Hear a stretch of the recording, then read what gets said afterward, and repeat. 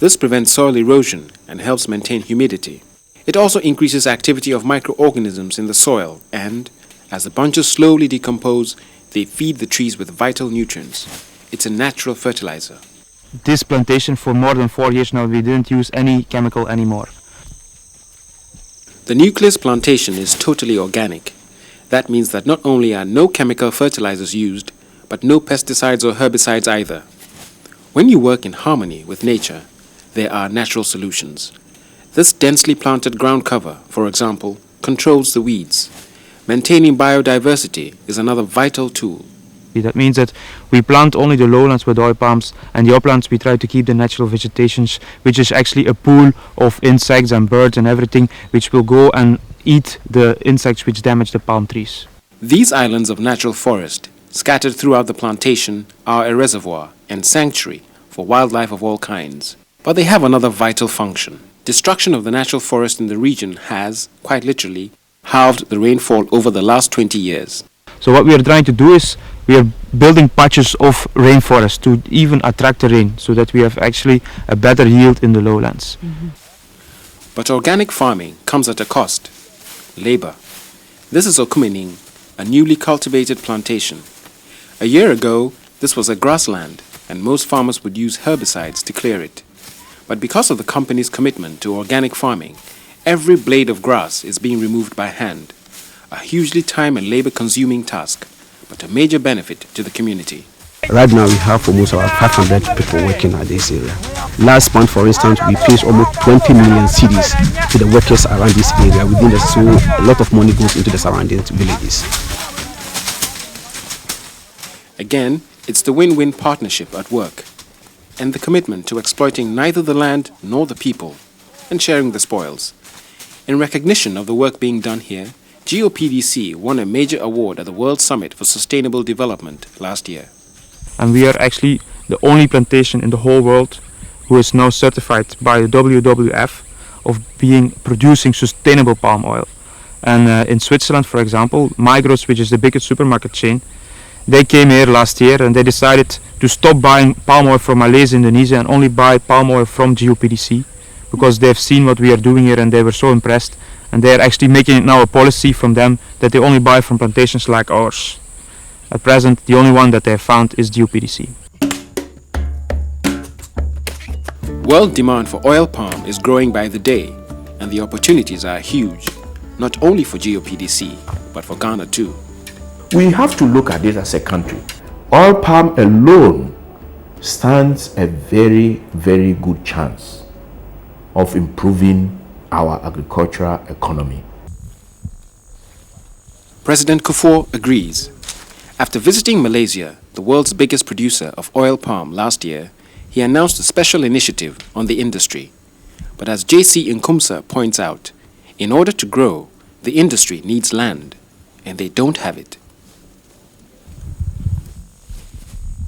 This country and its land tenure system is always a bane in the interest of any investor.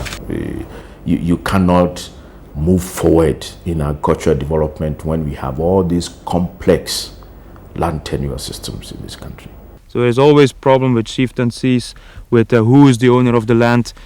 Is it the government? Is it this stool? Is it that stool? In terms of accessing land for increased production, the outgrowers play a vital role. But they can't expand either.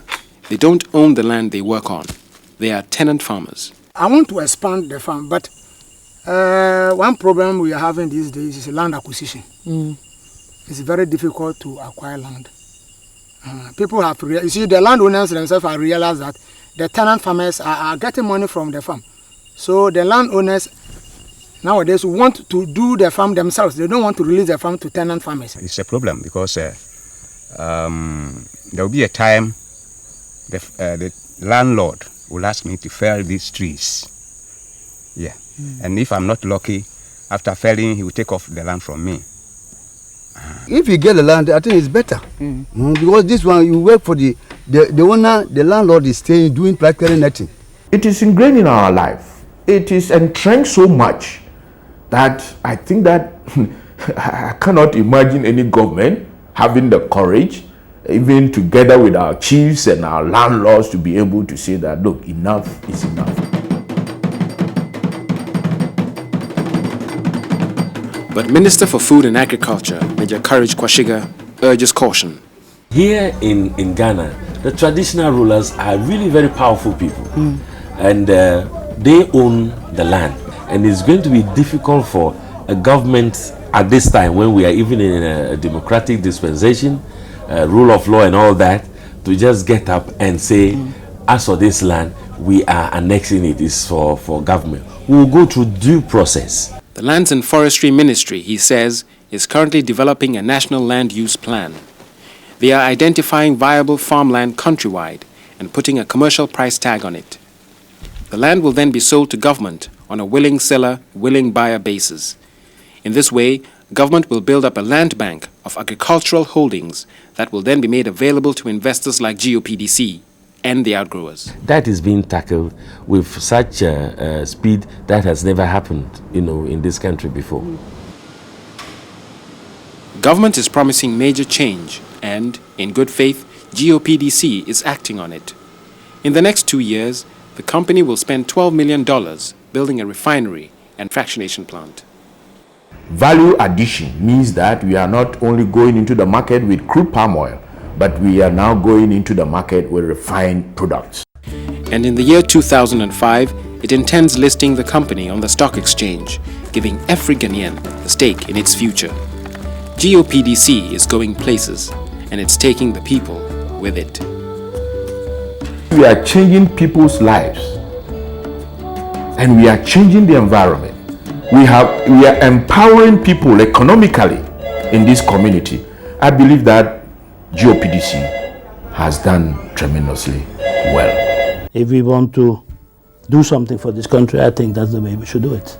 Create more employment, create wealth, and distribute it to the people.